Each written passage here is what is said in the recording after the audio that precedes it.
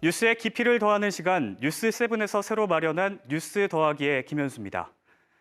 최근 수도권에서 쏟아졌던 기록적인 폭우 속보를 다룬 주요 외신들은 이 반지하 한국어 발음을 알파벳으로 그대로 옮겨 고유 명사처럼 전 세계로 전했습니다.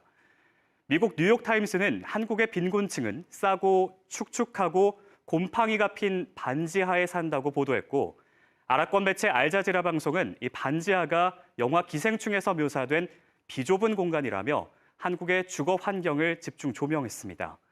하지만 어떤 영화도 현실보다 더 비극적일 수는 없죠.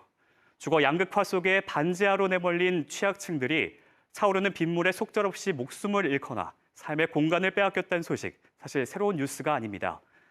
2001년 중부권 집중호우 때도 2010년 태풍 곰파스 때도 반지하 주택에서 인명피해가 잇따라 발생했지만 올해 2022년에도 침수 피해는 반복됐습니다. 우리 지역은 어떨까요? 통계청 자료에 따르면 전국에서 32만 7,320가구가 반지하에 거주하고 있는데 대전, 세종, 충남은 3,259가구, 수도권 다음으로 많습니다. 반지하는 원래 거주용 공간이 아닌 대피소였습니다. 1970년 건축법에 지하층 설치 의무 규정이 신설되면서 지하 대피소를 설치하도록 강제했던 때가 있었습니다. 전시 상황의 방공호로 사용하기 위해서였는데요. 이렇게 만들어진 지하 공간은 주택난이 심해지자 싼 값의 주거지로 발전했고, 결국 1975년에는 지하 거주를 막는 조항이 사라지면서 지하층의 주택 전용을 허용하게 됩니다. 이때부터 반지하 거주가 급격하게 증가한 겁니다. 문제는 이들에 대한 통계나 실태 조사는 전혀 없었던 건데요. 이들이 주목받기 시작한 건 다름 아닌 이번 집중호우와 같은 수해 때문이었습니다.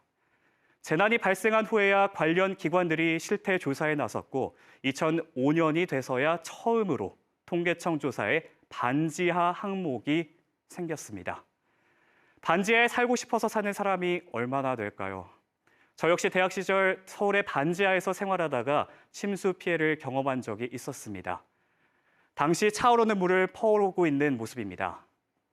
저마다의 사정이 있겠지만 열악하고 위험한 이런 반지하가 계속 존재하는 건 결국 주거 비용 때문일 것입니다. 반지하 주택을 순차적으로 없애겠다. 이주 비용 월 20만 원 지원하겠다. 이번 집중호우 피해를 계기로 정부와 지자체가 앞다퉈 개선책을 내놨지만 저렴한 주거 공간이 필요한 이들이 갈 곳은 반지하가 아니라면 결국 옥탑방이나 고시원뿐이기에 미봉책에 불과하다는 지적이 나오고 있습니다. 기록적인 폭우가 들춰낸 우리 사회의 가장 낮은 곳 반지하. 이 반지하에서 지상으로 주거 사다리를 놓기 위해 취약층 주거 전반에 대한 종합적인 대책 수립이 필요해 보입니다. 지금까지 뉴스 더하기였습니다.